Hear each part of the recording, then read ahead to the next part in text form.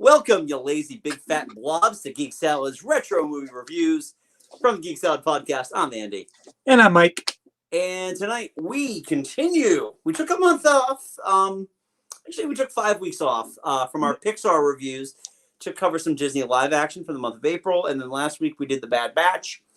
So now we are back. After Cars, we had to take a breather. We did have to take a breather. And we are covering 2008's WALL-E. Now, Andy and Mike, you might be saying, what about Ratatouille, which came in 2007? Well, guess what, folks? Ratatouille, we've already reviewed Ratatouille, and you can find that in our playlist right for our retro reviews. It's pretty cool. Wow, you mean I could find it right now?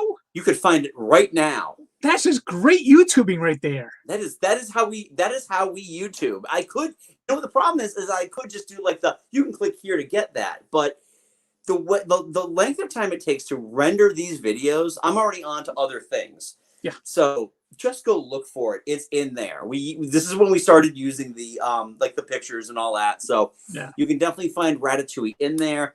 Ratatouille is one of my top 3 favorite Pixar movies. This one is probably my number 4 though. Ooh, yeah, this one might be in my top 3. Ratatouille's in my top 10.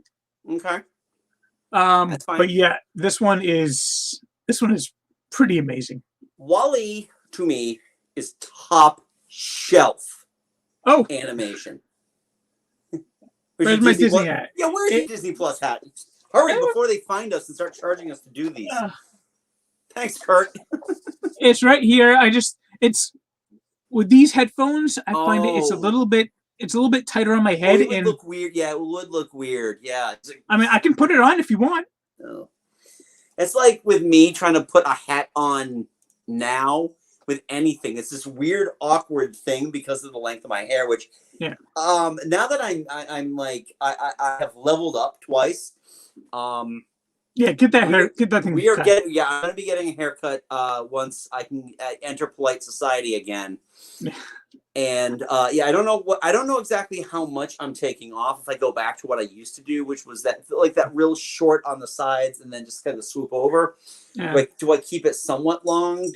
I mean, I like the rock star hair, I really, really do, but it is getting unwieldy. It gets greasier faster, and no one is hiring me for my epic bass skills. So not yet. No, not yet. However, while I was waiting for you to send the thing, I was practicing. So nice. So Kurt, I leave it up to you. Do you think I should put the hat on or not? Up to you. Yeah, we'll continue discussing until you type something in there. Yes. But yes.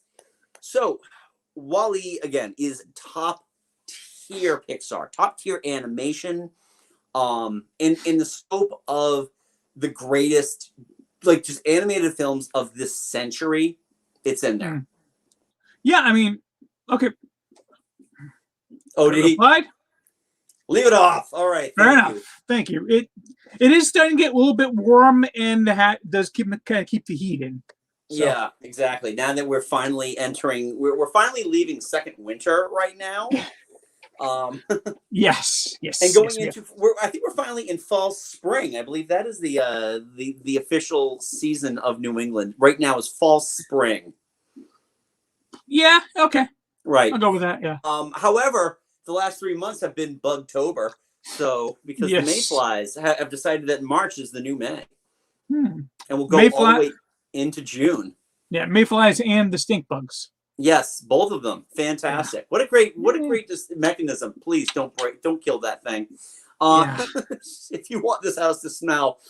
So yes. So let's get back to WALL-E. So Mike, when was the first time you saw WALL-E? I know I said last week, or not last week, but a while ago, that Toy Story 3 was one of the first Pixar movies I saw in theaters. I have a vague recollection of seeing this one in theaters.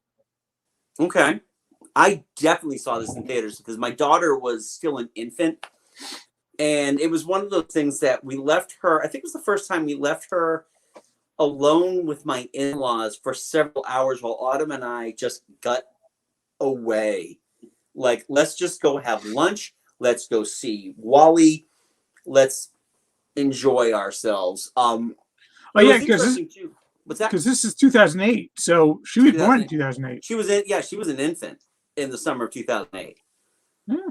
So it's like Actually, the movies that we get to see. We didn't see many movies, but surprisingly, I saw way more movies when I had an infant than I have in the last year and a half. you know what else was born in 2008? Geek Salad. Geek Salad was born in 2008. You're right. We were also celebrating our 13th anniversary. Lucky 13. I think we just need to have an episode of emotional outbursts. This was one of my joy. My biology teacher in high school showed us this when we discussed climate change. Yeah, this is the beauty of this movie is that there is a very I felt like when I was going to watch this movie, I kind of knew some of the background behind it. It was going to bludgeon me with the environmental message, and it's actually surprisingly light. It's a light touch. Yeah. It's there. It is definitely there. Oh yeah. And like Fred Willard's president is just like the epitome. This is where we are headed. We are headed to the when a CEO of a major box store owns everything, including the country. Oh yeah. By and large, I saw was like just a kind of an evolution of Amazon. I actually saw more of an evolution of Walmart, but Yeah. Amazon was there, but it wasn't there. You know what I mean? Yeah. Well, I mean, I just watching it like yesterday, I saw it as okay, and then yeah, Fred that's Willard. the beauty of this movie is ageless because of that. Yeah, Fred Willard was Jeff Bezos. Jeff, exactly, with So, way better hair. Jeff will own us all. Yep, you know they've got the drones. He's got his own robot army there. He just is having delivering packages right now. It's menial servitude until the artificial intelligence chips kick in, and all of a sudden it's Skynet. This just already took a dark turn, didn't it? Jeff Bezos is the T-1000. Hell, really? Seriously, if you told me that he was made of liquid metal, I might actually believe you for a little bit. So, the thing with this movie that I really love, and one of the cool things about it is that there is very little dialogue in this movie. This movie lets its actions and its animation and that beautiful Thomas Newman score. Yeah. It really lets that do most of the walking in this movie. Yeah, I mean, beyond like the actual human footage that they use at the beginning with Fred Willard, which I gotta admit is kind of one of my downsides. Really? Especially in the future where you see like the cartoonish human captain watching Fred Willard, I was like, I kind of wish they'd use like an animated person there, right, instead of live action. But minor nitpick. Yeah, it didn't bother me. I thought it was an interesting choice, and it just kind of ties to the thing like when they introduce you in the movie, you're getting Out There from Hello Dolly. It's Sunday Shoes. It's whatever the Hello Dolly song is. I think they were all Hello Dolly songs. No, actually, it's the only Hello Dolly song is that "Put on your Sunday shoes." And okay. By the way, do you know who sings that song in that movie? Doris Day. Michael Crawford. Okay. The Phantom of the Opera. Condor Man. Phantom of the Opera pre-vocal training because he used to sing like this. And we won't give up until I kiss a girl. To what we know him as. And Condor Man. Nobody knows him from Condor Man but you and maybe Cicerone. Kurt, you want to bail me out here, buddy? I know that our British friends who run podcasts are totally like all on the Condor Man bandwagon. But the thing is that they integrate the film footage from Hello Dolly in there, and it works really, really well. Yeah. So why not do that with the one character? Because I feel like everything that you see on a monitor that isn't just like words or screenshots, that's how it's presented. They never meet Fred Willard. This isn't like like all that the pre like the World War II amalgamated Disney films where they were just like, okay, we couldn't get Carmen Miranda, but here's her non-union equivalent. I can't bail you out. Oh, damn it, Kurt. But that's the thing. I'm how they utilized Fred Willard in this, I was completely fine with. It didn't bother me per se. It was just for me it was noticeable. Right. It kind of took me out of the film a little bit. But for some reason, the Hello Dolly stuff did not bother me. Okay. Maybe because that was like a movie that they were watching, versus Jeff Willard and the other kind of human footage, which was kind of supposed to be integrated into this movie, not separate from it almost. Right. Well, if you notice too, when you look at the progression of captains, that the captains, it's very photorealistic to a point.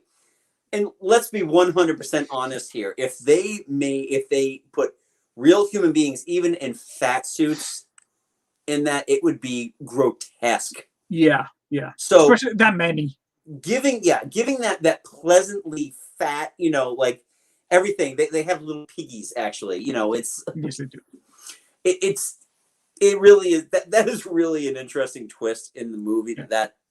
That's one of those things that happened. Well, but I think one thing that does kind of help the fact that you'll go more cartoonish is the fact that it goes from the human footage to WALL-E on Earth, which just looks absolutely stunningly gorgeous. Yes. I mean, WALL-E. I mean, they've done on Disney Plus one of those PIXAR in real life. And they have a one with WALL-E with Ryan. Mm-hmm. And actually, at the first D23 I was at, they had an actual WALL-E robot, and I mean, he looks identical to what you see on that on the movie. Yeah. So they're going from that to WALL-E to then the humans. It makes a little more of a gradual transition. Right. I think that the character design of WALL-E is fantastic. The fact that he is a completely functional character. Yeah. The fact that every piece of him can be replaced with another piece. That's like when he's harvesting the treads from all the other broken down WALL-Es. He's got like a bucket of eyes. Like those eye they're literally eye sockets. And I mean, and at the end, when Eve is repairing him, she's just going through it, grabbing all the different pieces. Yep, exactly. I think that's a really cool take on that. And then we have the character design for Eve. And Eve is... I remember when this movie came out, and they mentioned that Eve looks like an Apple product. She's stark white, clean. Lots of clean angles on there. Yeah. But the interesting thing is, though, is that the animation is so good, you really feel like you could reach out and touch her and feel that smooth texture. Oh, yeah. And it's just... This is just the PIXAR animation, just cranking out fantastic looking animation that could very well function in real life. Yeah. And plus, then they also start, like, the way they actually introduce WALL-E and eventually Eve, and then kind of give their personalities form. I mean, WALL-E is just, I just love that little robot. I mean, I just noticed it watching it yesterday, just a little detail, but when he's like, he goes back to his house. He's taking all the stuff out of his little thermos cooler. Then he goes out to bang the dust off. He sees the dust storm coming at him really quickly. And he takes a few seconds to finish banging the dust off his dust before closing the door. It's like a brilliant. It's just a little tiny detail, but it's brilliant, and it gives so much personality to WALL-E. Yeah, I love too when he's showing off what he can do to Eve. Yeah. And he only grabs a little bit of trash, and he just like the whole thing, and it just like pours out of him. Yeah, he comes out a little, and then it falls apart. But just watching just that montage of him grabbing all the trash, compacting, and essentially building a building out of it. Yeah, he was rebuilding the cities out of their garbage. Yeah, which that was really cool. What's that? Very nice, kind of. Yeah, cities that build the trash, basically. Yes. I also like, too, that he can actually rewind a video cassette with his finger. Yeah. And that's what we would have done with that back in the 80s. Oof.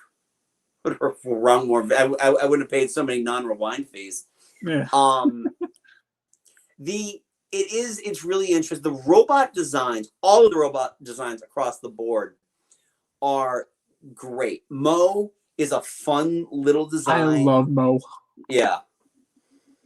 I just love, he's just so fastidious. He's got to get everything clean. He just follows along with that little brush. Yeah, and I love that he's like on the green line. He's like, he sees the dirt. Like, follow the green line. Follow my programming, or clean up the dirt. I'm cleaning up that dirt. Yeah. And just and at the end when he's like actually meets Wally, like Wally, Mo.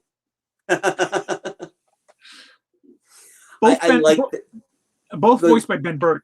Yes. I truly feel Ben Burtt did not get nearly the credit he deserved for this, because Absolutely. for those of you who know Ben Burtt as the sound designer for Star Wars, every laser blast, all of the sound effects in Star Wars are thanks to Ben Burtt. And he did a fantastic job modulating Wally's voice, modulating Mo's voice, and adding that great ILM, just that nice touch to it. Yeah. Does he voice all of them? I think he voiced at least all the male robots. It's Alyssa Knight does Eve. Yeah, who we actually last saw in Cars. Oh, really? Who's she in Cars? She voiced one of the two twins. Oh, okay. Yeah, she is a voice person, because I'm on her IMDb page right now. Yeah. And there's a lot of additional voices, and they're all for Pixar movies. Mm. She does Eve and Bernie as well. Have you seen that short? I haven't watched the short, no. It's really sweet. You know what's funny about this movie too, now that I'm thinking about it? When we got the DVD, this is us pre-owning a Blu-ray player and pre-Disney Plus, it actually came in eco-friendly packaging. It's the best work outside. I would agree with that. I mean, I'll be 100% honest with you, Kurt. I'm struggling to think of any work he did outside of Star Wars, but that doesn't mean he didn't do other stuff. But I know the Star Wars stuff. I know his greatest hits. Well, I mean, it looks like he's been working with Spielberg and Lucas for a while.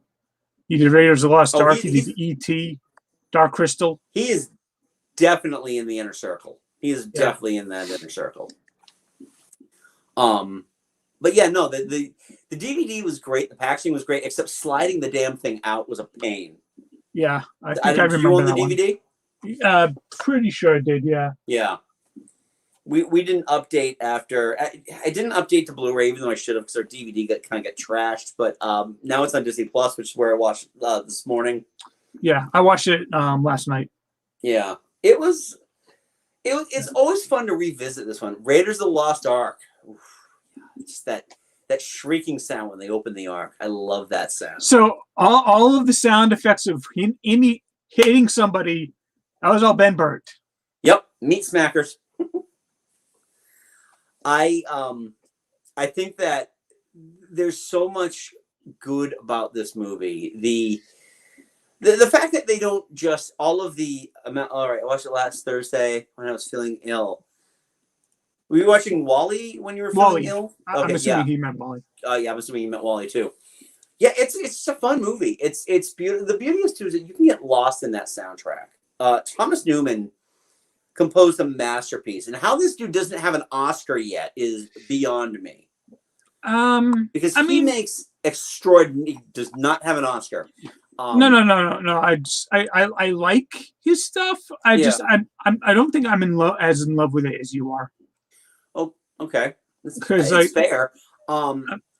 If you look at the work he did when he kind of moved away from standard orchestral scores, stuff like American Beauty is an amazing score. Wall-E is a really good score. I know we had this discussion. We talked about Finding Nemo with Nick, and we disagreed there. Yeah, I think you both did. I think I was the only one who liked it. His music for Skyfall is fantastic. I would need to go back and rewatch it. It's been a while since I've watched Skyfall as well, but it really stood out to me. I gotta watch that one again. I'm just gonna do like a Craig Bond weekend because he's now a GIF. I should do the all Bond. That would take me longer than a weekend, but I do have the big old collection up there. I could do it too because I have your old DVDs. Yeah. Oh man, I have a feeling we got a series coming up after this. Ooh, yeah, that'd be interesting. That would be interesting. Get me to watch a Bond film every week for 20 odd weeks. Yeah, we've never actually reviewed individual Bond movies. We did our Sean Connery show, which by the way is our top viewed show ever. I think that would be interesting. I'm down for that. I'd be down for that. Yeah. Cool. Yeah. All right. After we do PIXAR, so Yeah.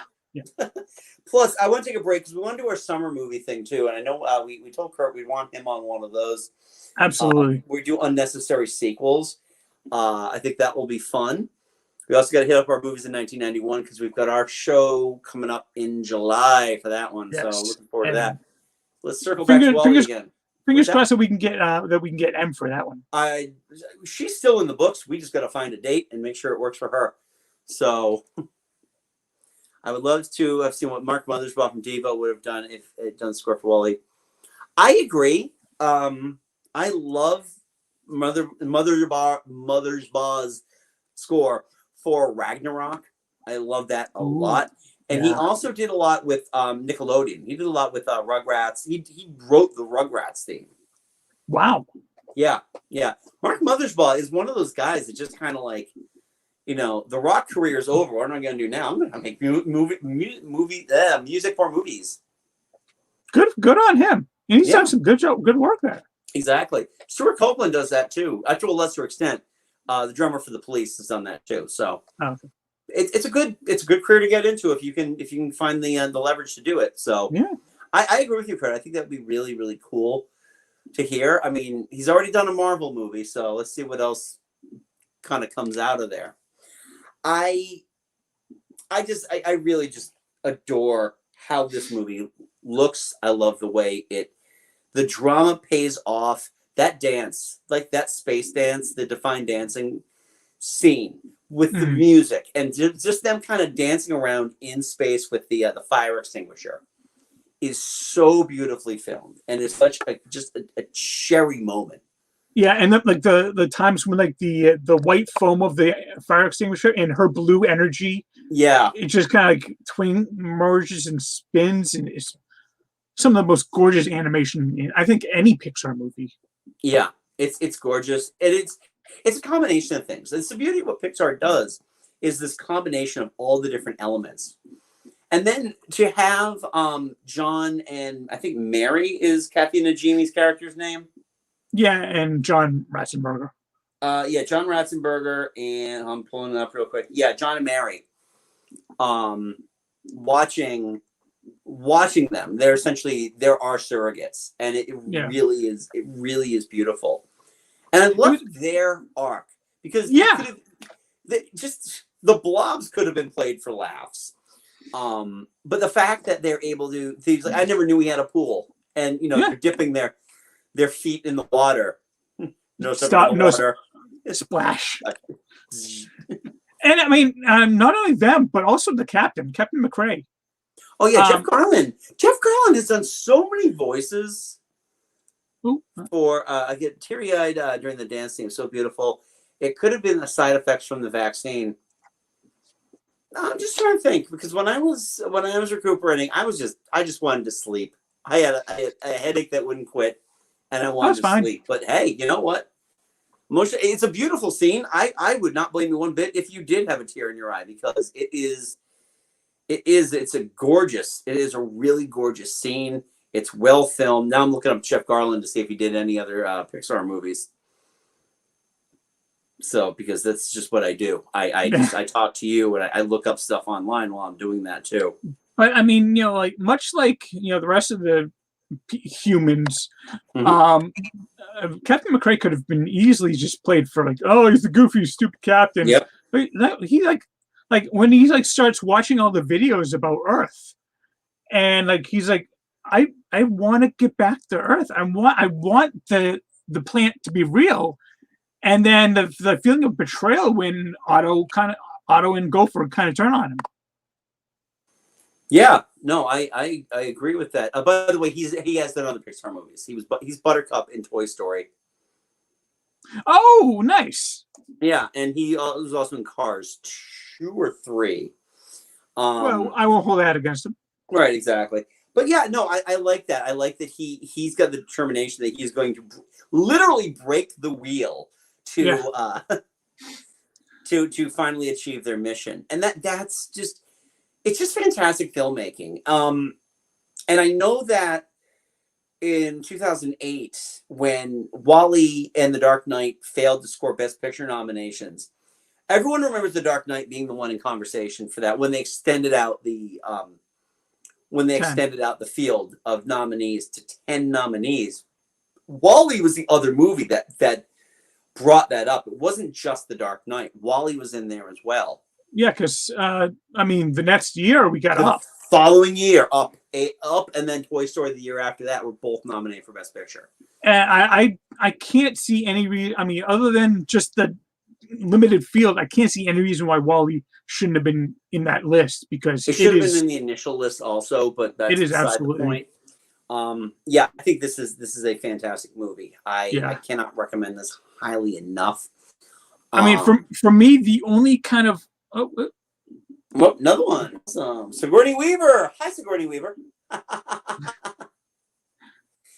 It's funny about Sigourney Weaver that she always just kind of plays that disembodied voice in Pixar movies. And I know they made a joke about it in Finding Dory. Oh yeah, that's right. I'm Sigourney Weaver. Hi, Sigourney Weaver. Sigourney Weaver told me I need to go over there. She does. She's got a fantastic voice. It's just surprising she's never voiced a character. She's just she's literally just herself. And I would be one bit surprised if like by and large was able to get her voice prior to. No, I just thought of something literally just now as you Sigourney Weaver, she became Mother. Yeah. The voice of the computer of the ship.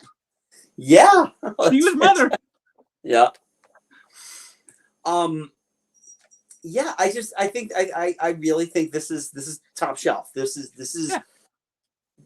the high, and this is where we get into that area. And we didn't really talk about that because we've already done Ratatouille, but after Cars is I firmly believe the golden era of Pixar. Yeah, I mean, WALL-E, Ratatouille, WALL-E, Up, Toy Story 3.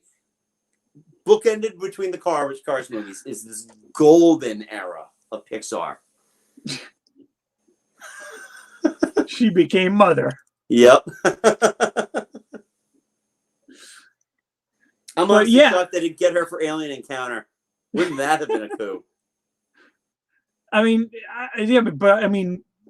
between Ratatouille and Toy Story 3, two of them were nominated for Academy Awards. For Best Picture. All of them could have been nominated for Best Picture Academy Awards, I think. They're all of that level of quality. All of them won Best Animated Feature. I mean, that was kind of a no-brainer. Well, that's the Pixar. It's kind of become the Pixar award. I know it's kind of a joke that we call it that. I didn't see other than Onward and Soul, I didn't see any of the other nominees for last year, so I don't know. I'd heard that there was a movie that was really, really good. I think it was on Apple TV, so I didn't get around to seeing it. But there was one that was really, really good. But this is kind of the we give this to Pixar. If there's not a Disney movie, it's going to go to Pixar. But all 4 of these movies legitimately are legendary, fantastic movies. Yeah. I would say if I had a nitpick beyond the kind of a human and the Fred Willard thing, yeah, I would say Otto was kind of a bland villain. Yeah, I can see that. I can see that. I mean, the only problem is he couldn't have any motivation because he wasn't really alive. He was just a robot that was just robotic. Right. He was essentially a slave to his own programming. That is his motivation. He is a robot in the purest sense of the word. Where you see someone like Wally, who's evolved, Yeah, he's past his sentient. programming, and Eve, who evolves past her programming. That Otto is just stuck in his programming. There is no growth. All those other rogue robots, which is really tough to say. Including Pretty. Yes. PRT. That looks lovely on you. I thought that was, yeah. But all of these robots manage to evolve outside their normal programming, and Otto does not. Yeah. It's also hard for me to call it Otto because it hashtag my Otto is Otto from Airplane. I just watched a Airplane reaction on YouTube right before we did this. I love Otto.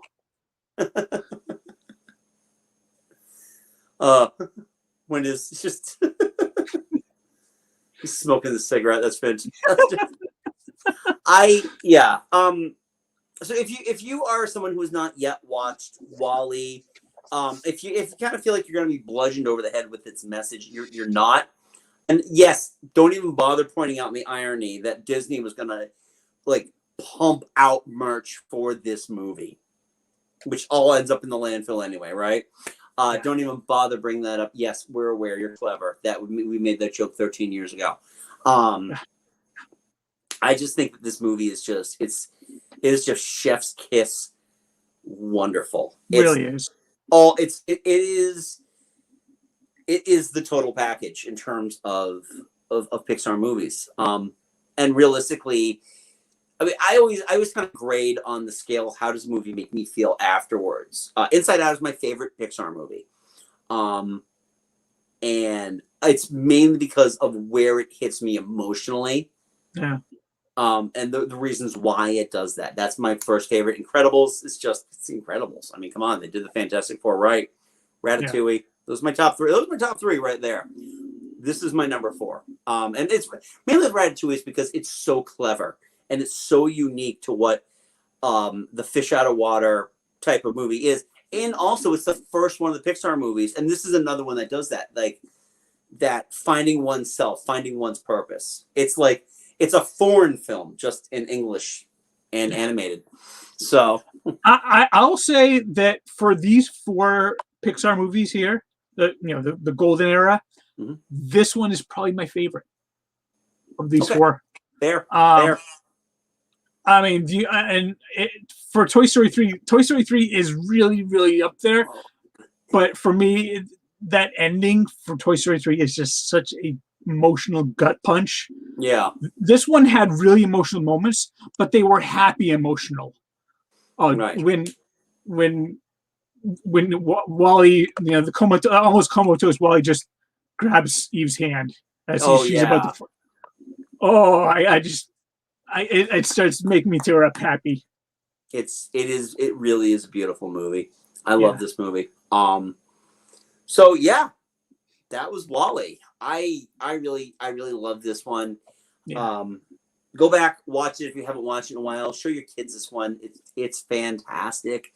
So next week, we hit another gut punch of a movie when we discuss 2009's Up. Yeah. Of course, the gut punch comes a lot sooner in the movie. Oh yeah. They make no bones. It's like you don't have to wait for that. Yeah. You have to wait for the second one that hits afterwards. It's like, oh yeah, okay, we're just starting the fight. Uppercut. Yeah. Damn it. I think, so that will be next week as we continue our discussion of the Pixar movies. So we want to know, what were your thoughts on Wall-E? Leave a polite comment below. Don't forget, give this video a thumbs up and subscribe to Geek Salad. Boost that algorithm, please. We appreciate that. Also, share the video. If you've got a friend or a family member who's a huge Disney fan, tell them about this, and then just tell them the kids need to leave the room for a little bit. We don't work too blue on the movie reviews as we do on our own podcast, but especially not the Pixar ones. So yeah, exactly. We know kids might stumble upon this, even though it's still branded as explicit, because you at one road or another with YouTube. So you're either explicit or you're not. So the podcast makes us explicit. I think we've actually been very, very clean this episode. I'm very proud of us. Yeah, a couple Davids here and there, but that's mainly because, Kurt can't help me out with Condor Man. Thanks, bud. Let us know. Share this video if you can. We would greatly appreciate it. Also, if you're a fan of podcasts and you have not yet checked out Mike and my podcast, it is Geek Salad. You can get that wherever you get your podcast from. So iTunes, Stitcher, Spotify, Google Podcasts, you name it. We are there. We are a firm supporter of all of our of independent podcasts as well. We will constantly talk them up as well. So check those out. Listen to our show, because guarantee we talk at least about 3 or 4 different podcasts while we're doing that. Yeah. You can also follow us on the social media. We are on Twitter at Geek Salad Radio and on Facebook at Geek Salad Podcast. Stop that yawning. Ugh. I know, it's been a long day. It has been a really long day. It's been a long week. It has been. All right, so let me explain this before I finish off all of our plugs here. This week was simultaneously sped by, like it just was. Monday wasn't yesterday, and dragged at the same time. And Autumn brought up why it feels like it's dragging. I am moving my way out of the circle now. It's been over a week since I got my second shot. I am literally 5 days away from rejoining society. Yeah, I hit Tuesday. I hit 1 week. I got my second shot a couple of days ago. Ooh. Nope. I don't know. Yeah, I got my second shot on Tuesday. Yeah. I took Wednesday off, which was nice. Did not really have any side effects. I was really happy about that. Bitch, you didn't. Yeah, my arm was actually even less sore than it was the first shot. You know what? Mine was too. I didn't have, I was expecting, because when I get flu shots, whenever I get vaccinations, my arm, I just feel like I have a rock in my upper arm. I always go with my right, which is my less dominant hand, or arm in this case. But it was like Thursday, I was like, I'll be fine. My head's killing me. I want to sleep. And indeed I did. I did, however, getting back to our plugs, I did design a new t-shirt, which yes, you did. I want some more feedback from my dutiful crew here to give me some feedback what we need to do to improve it. And I need Catherine to turn it into a transparency, because we are going to be adding new merch to our TeePublic store very, very soon. So go to TeePublic. Geek Salad Podcast is the keyword you want to use to find all of our stuff. And you can put our pretty Funko-Wise faces on any number of products. Yes, please do. Which will be, please do, because we don't do Patreon because I'm one of these. I don't have the time to do like Patreon exclusives or anything like that. So if you want to support the show, best thing you can do is get yourself a T-shirt. That helps support us. Yeah. Which is awesome. Ooh. You can get that as a coffee mug too. It's my favorite coffee mug. I love showing that off on my conference calls. So check all of that stuff out. I think I hit everything this time, Mike. I don't think I forgot anything. So we will see you next week when we talk up. Bring your hankies, because it's going to be a tough episode to get through. We talk up. Yeah, exactly. I could go back and watch that. Oof. Yeah, so do I. Yeah. And I don't think we're going to go as late. We're not going to be late in the week like we were last week. I got to find some time between now and maybe Tuesday. Can't do Wednesday. Good new show coming up. So if you are a fan of the podcast, or you're not, and you're just finding us right now, thank you. And you want to listen to our next podcast on Wednesday, we return to the studio. We are going to talk about our favorite fictional bands. I am looking forward to this, because we spent I'd say a good hour and a half, Mike, but in our chat, our text chat, just throwing out bands that we could just keep thinking of. So it's going to be fun. By the way, I didn't bring this up in the text chat, but wow, Stallions! Would we call them a real band though? Because let's not count that awful Kiss song from Bogus Journey. But they gave rock and roll to us. gave rock and roll to us. Gave rock and roll rock and roll to everyone. Yes, I'm Yeah. aware. If you told me that this is how Ace Frehley and Paul Stanley played, I might believe you, because popular contrary belief, Kiss is a shitty band. Yeah, don't say that to my coworker. He Yeah, loves Kiss. That is a hill I'm willing to die on. They are consummate showmen. They are terrible musicians. And if you want to get out of an interview with Gene Simmons, just bring up Music for the Elder. He'll walk right out. He won't even unplug his own headphones. Okay. Bury me in the Kiss branded coffin. So anyway, yes, so we will be back next week. Oh God, is the best Kiss song ever.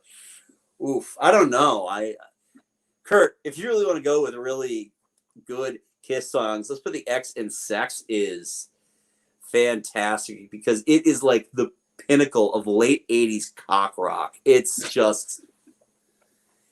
so bad. And keep in mind, I was a senior in high school when that song came out, so most of the girls were wicked into that. It's like, oh God, this is awful. What I do? Yeah, before we get off the PIXAR happy family friendly. Yeah, exactly. I gotta stop now. So this is why, again, we earn the explicit here. So, hey, my kids can't watch it because I blocked them from any of that stuff. So anyway, all right, folks. Well, until next week, I'm Andy. Mike. Go forth and be nerdful and have a magical day. We will talk to you later. Bye.